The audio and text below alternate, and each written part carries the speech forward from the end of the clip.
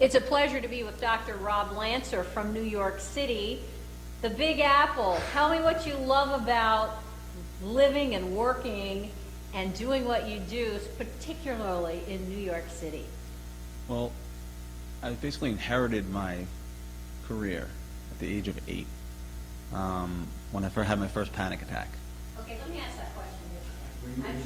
I want your energy up, Okay. and I want you to think about what I'm asking you. Remember, Okay. I've thrown 3 big things, New York City. Okay. All right, okay. So I want you to be able to say, yes, my name is Dr. Rob Lancer. I am from Okay. New York. All right.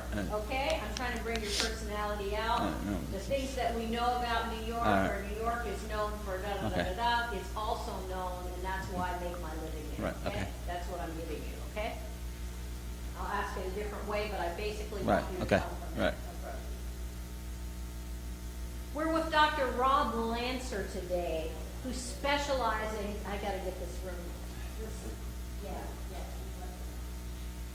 Closer, that's good. Just let whoever,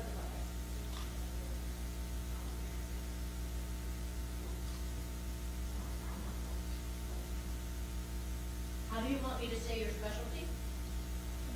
Just anxiety disorder is fine. Pardon? Anxiety disorders is fine.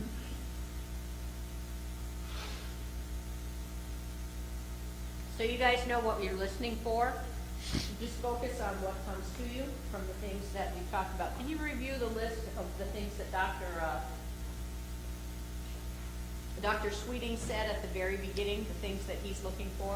Well, we work with Dr. Rob a lot, so that's what we're really looking for, those kinds of things to come through. All right, here we go. It's a pleasure to speak with Dr. Rob Lancer, who specializes in working with people who have anxiety disorders. And you're from New York City also. Welcome, Dr. Thank you, Lancer. yes. My name is Dr. Robert Lancer. I'm from New York City, the Big Apple. I love working in New York City. It affords me the ability to work with a wide and diverse range of people. As well, the city provides accessibility for services for patients, as well as groups, programs, and community workshops for parents and youngsters who are dealing with these issues. How did you become an expert in anxiety and anxiety disorders for adults and children? Thank you for asking. I was born into it. I don't want you to ever say thank you for asking, okay? Okay, You're okay, a professional, you all right, all right, because okay. you're interviewed, Okay. most of the time you're Okay, getting okay, paid, okay. okay? We're gonna start it over again, and I wanna make sure that when give me enough chance to stop the question before you answer Okay. it, so that he has the ability to edit it. We Okay. weren't able to do that with the first question, okay? Let's go again. Remember you're an overcomer? Okay. I'm here with Dr. Rob Lancer, who is an expert in helping people get through anxiety and crippling fears that may stop their life. You live in New York City, and we're welcoming you today as a resource. Thank you for having me. Oh, hi. Yes, I'm Dr. Robert Lancer. I'm Okay, from. so we're going to start again, all right? I'm usually to be polite, but Okay, yeah, but now you're being paid. You can say thank you Okay. for having me, Okay. but don't say thank you for the we question. could start from the top. That's fine. Thank you from the question is a Okay. filler. Okay, let's start now. I'm gonna just roll. Dr. Rob Lancer is an expert in dealing with anxiety disorders and is going to share with us many ways that he has worked with clients, both young and old, to have a different life and a different lifestyle. We are so glad that you're here with us today. Yes, my name is Dr. Robert Lancer. I am from New York, the Big Apple. I work with a variety of youngsters and their parents in developing programs, strategic programs to help them overcome the depth and pain they are in from anxiety disorders, depression. It's not only an issue for the sufferer, but as well, it's an issue for the family as well. I take them from the depths and darkness of the shadows of darkness into the light and provide a source of recovery for them, a pathway, a bridge, you may have it, to succeed and give them hope, healthy opportunities and positive experiences to live a healthy life. I love healthy opportunities and positive experiences. How did you come to this work? Why is it your passion? Well, two things in my life have marked the reason why I came here. One was a panic attack I had 8 years old, and two was my family secrets. When I had a panic attack at 8 years old, I looked at my parents and they had no answers for me. They kept the secret. I did not find out till I saw my grandmother, who I would go every weekend to. She'd watch me every weekend as my parents went out. And one day I came and she was lying on the floor, crippled in pain. And it later came out that she was crippled in pain because she was too anxious with health anxiety to go to the doctor. And I found out that not only did she have that stroke, but she sat in that same chair that I sat on her lap, and she had 8 mini strokes in that chair before she actually went for help. So when I saw that between my pain and what I saw, I vowed not to let someone suffer in silence anymore. I can hear in your story the passion that drove you to become a renowned expert in this area. When you've worked with families and with patients around this, what seems to be the overarching theme that keeps people from getting the help they need? The overarching theme is, let me put things in perspective. There's 45 million individuals who have anxiety and depression in the U.S. alone. Not only that, but 40% of people with mental illness do not receive treatment. There's over 2 million attempted suicides by individuals between the age of 15 to 24. 5,000 completed each year. We have a problem. It's an intergenerational problem that the silence has to be broken. No one would ever say, I'm not going to the doctor for a broken arm or a broken leg. But we have to elevate the conversation from where it is a whispering about mental illness to an elevated conversation where the community could hear that it's okay to receive treatment. Not only that it's okay, it's not a burden, but it's a blessing for a family member or an other to actually help someone through this catastrophe in their life. When I hear your story where you looked at your grandmother's pain, you had your own experience, and then you decided to make a professional statement, not only a personal statement, but a professional statement that says this stops here. When you look at your passion for what you do right now, what's the one message you would want to tell somebody who's out there suffering with anxiety and they haven't found within themselves the wherewithal to get help? I would look them straight in the eyes and I'd say, you are not alone. Not only that, but recovery is within your reach. And that is the message on my website for New York Center for OCD. It says recovery is within your reach. For a lot of people, they don't believe recovery is in their reach because they haven't seen any figures in their life actually recover from it. Even though the parents might not come out and say they have an anxiety disorder, the children are pretty good and receptive to understanding that their parents are acclimated to a certain lifestyle, and they see the parents' reaction. So the way parents react reflects directly on the children. So if the parents aren't going for help, it's very difficult for the children to. But what I would say to the children is we're in the 21st century now, where the President of the United States got up last year and spoke in front of a conference for mental health, stating that come out of the shadows, come out of the shadows, there's hope, there's help. That will be the message I send to them. When you think of your own life and some of the struggles that you went through to get the help that you needed, and you look at the passion and the hope that has happened as you've worked with your own patients, what message for the person who steps forward and says, now I'm ready to get help, what message would you want them to know about what you do in your practice that allows people to transform their life into a positive experience? I would say that one of the keys is to find the right individual you connect with when you come to treatment. But what's really important is the persistency and consistency of your attitude. You got to make a long-term commitment to overcome an extraordinary challenge.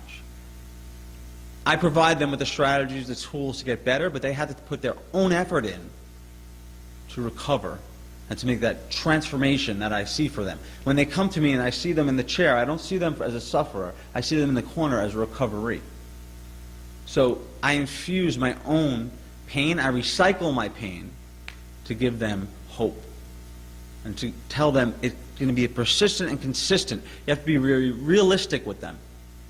They don't want to just hear talk therapy. Talk therapy does not work, unfortunately, for anxiety disorders and depression. It has to be more of a behavioral change, more of a cognitive behavioral change, because we all live with cognitive distortions, which is basically mumbo-jumbo for different ways of looking at things. Black and white thinking, all or nothing.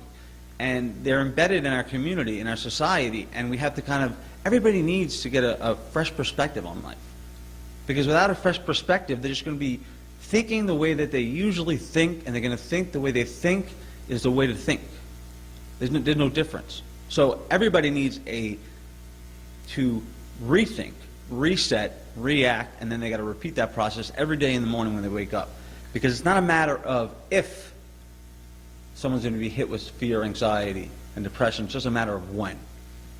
I love what you said, rethink, reset, react. There are many people who live with someone who has anxiety, or they work with someone who has anxiety, or there's someone in their family that they know who is anxious, and they have tried everything and it doesn't seem to work. They reason with them. They say, you know, this isn't a real fear, and they feel like sometimes they're at their wits' end. Can you share with us some of the things that you've learned as a therapist working with people with anxiety, that if you're living with someone or if you're trying to help someone with this, that would help you interact with this person? It might seem very simplistic, but this is a strong message. Whenever someone is anxious or angry, they are not able to process rational information. You cannot reason with irrational thinking. So if you were going to approach someone, a loved one, you have to catch them at that right moment. You can't just go into them when they're upset and when they're in the midst of a panic attack and try to reason with them, because they can't. Their ears are shut. So you have to wait till the events are over, or the person is receptive, because it can be very frustrating to try to keep on giving and asking to help someone. They're not receptive. But you have to remember, like I said, when someone's angry or anxious, they're irrational. So you can't put reason on irrational. What's the connection between angry and anxious? I use the example of you think of a coin, a quarter. Heads is anxiety, tails is anger. I have a lot of people come in my practice saying my child has anger issues, and I say to them, explain to me. As they're explaining, it becomes evident that it's more of an anxiety that builds into a frustration that leads to anger. So it's not really the underlying cause is not anger. It's that if you make someone anxious enough, and then you begin to prod them, they'll come at you with an angry tone or an angry response. But anger is not the issue. So anxiety can lead to anger, and anger could also lead to anxiety. You said something quite interesting. You said if you make someone anxious enough. Many times people who work with people or live with people who have anxiety feel responsible for the emotional state of the person that they share life with, or they work with, or if it's their child or someone in their family. What would you say to that person about owning their own emotional space and yet sharing the emotional space of an angry, anxious person? So I treat parents individually as well, of parents who have adolescents who have anxiety disorders, or family members, because anxiety transfers. It's an energy that comes in the house. I mean, one anxious person with anxiety disorder can make someone else anxious. But the key is this, though, that they have to remember, like when you go into a plane, they say when the oxygen mask drops, make sure you cover yourself before your child, because if you try to cover your child and you choke, you will die and your child will die. You have to keep your own emotional well-being fit to be able to help someone with a disorder. So it's really important to be a good role model as a parent, as an advocate, as an uncle, as a grandmother, to be a good role model so the child can see, okay, it is possible for me to be rational and respond in a different reaction than I am reacting in. Do you believe that medication has a role in the treatment of anxiety disorders? I not only believe it, I know for a fact. I've had the privilege of having a mentor, and this mentor came to me in the way that I actually reached out for help. He's a Harvard professor, and he taught me that medication for mental illness is the same actually for physical illness. Because in the brain, we produce chemical reactions. Chemical reactions make us happy, chemical reactions make us sad, and chemical reactions have a strong power over us. So some of us are not born with the same chemistry, the same pool of chemistry that others have. Just like someone has diabetes, they're more susceptible to sugar, they have to take insulin. So people should not be weary of medications. If it is needed, I have a strategy. When a person comes in with their loved one, if they are not in a suicidal state, I tell the parent, wait 6 sessions with me before I can make a concise and complete diagnosis of whether they need medication or not. So I'm not a proponent to just go on the medication, but when it is needed, it's similar to anything else. If someone has high blood pressure, they need to take something to regulate it. If someone has serotonin, which is one of the neurotransmitters for thinking and happiness, or dopamine, which is a regulator, there's no shame in going to and I say this with caution, a qualified psychiatrist to get the medication they need. And when you say that, I think of many families who feel that having a child or having an adolescent or having a loved one on medication is a failure. What you're saying, Dr. Lancer, is this may be for many people a necessary part for them to function, and they should not feel that this is a failure in their ability to handle life. Well, right. I mean, if God forbid a child had cancer, would you deprive them of chemotherapy? No. But the problem is that the stigma. I remember a little boy, he said that he was on medication, was so embarrassed that he wouldn't tell anybody in his school. And because of that, he had a reaction to the medication and no one knew why. The parents were even embarrassed to tell the nurse. And no one knew why the kid was having a reaction, and he wound up, thank God, he was in the hospital, he was treated. But people look at a Prozac and they read the tabloid versions of it. If you look at a research study, this medication is almost nearly impossible to just pass through. It takes 8 years for the FDA to approve a medication. In Europe, the medications are approved much quicker. For a medication to be approved in America, it has to withhold the test of a true scientific, not only just a random test, a scientific analysis.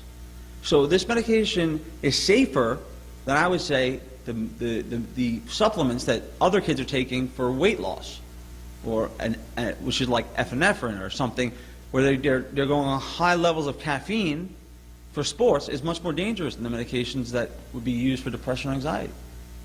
Many times people have a traumatic incident in their life, and we've heard the term PTSD, post-traumatic stress disorder, and as a result of this incident, they then have fears, or they have situations in which they relive parts or some of the incident, and it can be crippling and disabling.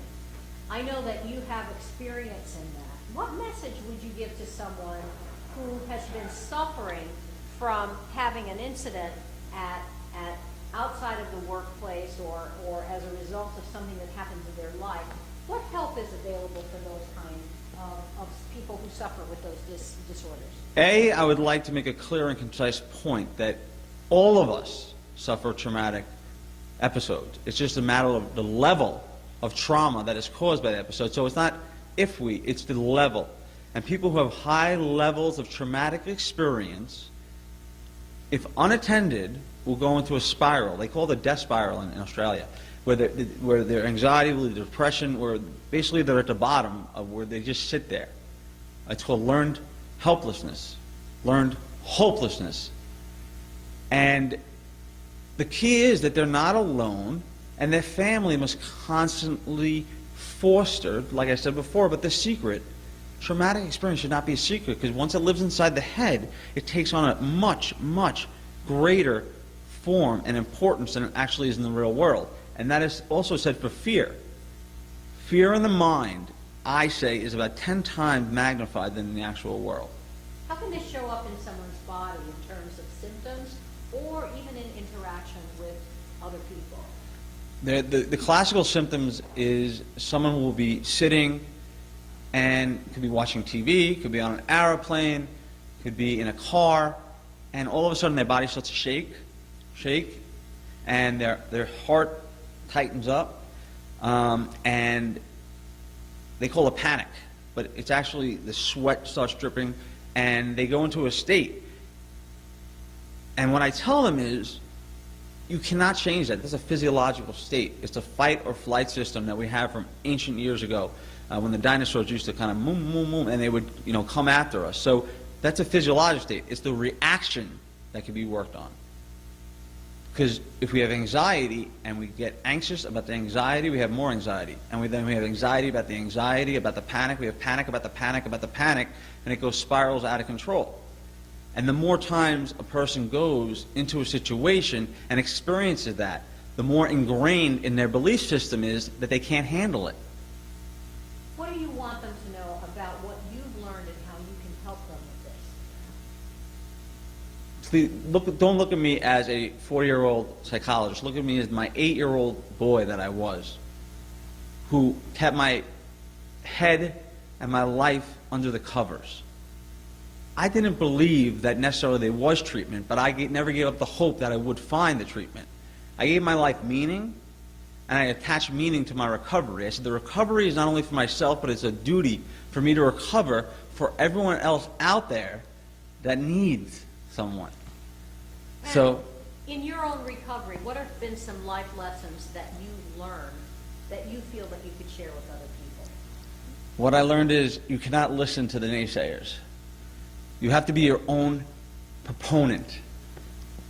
You have to understand that the greatest challenger in life is yourself. That there are going to be days when you wake up in the morning and you do not want to get out of bed, but you have to force yourself out of bed with the hope that if you take consistent and persistent action, that you will recover. I want to tell them recovery is within your reach, and that you are only limited by the amount of effort you are willing to put in to finding the treatment and then applying the treatment that you find to recover. As a physician, I know that sometimes people use other methods to treat their anxiety, to treat their trauma. These include alcoholism, these include overspending, these include being involved in excessive activities of a number of sorts of things. They include perhaps the use of other drugs and other substances. And many times when someone is in this other treatment, quote, modality, it's less likely for them to address the original source of the problem. If you were working with someone who now is drinking too much, or spending too much, or gambling, or involved in some other things like that, what are some messages you could give to their family to keep hope that there is some help for this person? Okay, so those are impulsive, indulgent behaviors that are based on a model of instant gratification. They're looking for a quick fix to get better. And I can't really blame them because they're in a very vulnerable and overwhelming state. It's called self-medication. It's when they medicate themselves with alcohol or street drugs to get that instant relief from a long-term problem. You cannot apply a quick fix to a long-term problem because you wind up having a mental illness and then you have a substance abuse problem. And there's actually something that's called CASAC when someone has a dual diagnosis for alcohol and for a mental illness. So instead of, the families have to encourage, open up the channels so they get the treatment, the right treatment they need. Because many parents will say, well, why is my kid using marijuana, or why is my son drinking alcohol?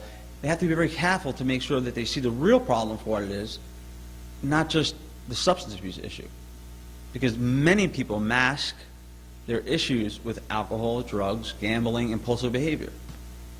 When you think about the successes that you have achieved in your practice, what keeps you on this path, and what would be some of your final messages about what you do, the knowledge you've gained, the victories you've overcome? When you think about that, what would you want people to know about, number one, anxiety disorders, and two, the help that you have for them? I would like them to know that people are connected through pain. We all have an emotional stamp on our brains from painful experiences. So if you look to your left, look to your right, you're going to find someone who either has a mental illness or has a loved one with a mental illness. There is no shame in asking for help, and it's not your fault. This is inborn, it's intergenerational. There is more shame in suffering in silence and taking your own life than standing up and bravely asking for help. So the main message I'd like to tell them is, it is more common than you think, and just because someone has a smile on their face does not mean that they're not suffering immensely. A lot of us walk around with the mask. It's called, in emotional intelligence, they call it a mask. There's an inside of the mask and an outside. Just because someone's smiling, has a nice demeanor, is very upbeat, doesn't mean on the inside they're suffering in silence. And what help do you feel that they should know that you offer through your practice, and how can people get in touch with you? My practice is based in New York, and the help I provide is cognitive therapy, which is fancy for rethinking the way they're thinking, changing destructive with constructive thinking patterns, and also behavioral modification, exposing them to the actual things they fear. Because once they get to the point where they can face their fear, and that's a key, I use that term all the time, face your fear, that's when they see it's an uphill battle, but once you do it, you never look behind. And I can be reached at www.newyorkcenterforocd.nyocd.com. I can be reached at my email, nyocd1@gmail.com, or cbkdestiny@gmail, or you can call me. Feel free to call me at 516-592-1686. It's my pleasure to serve you. Dr. Lancer, thank you so much for your passion, for your own story of overcoming, and for such an informative interview that I know will be transformative for many, many people. Thank you.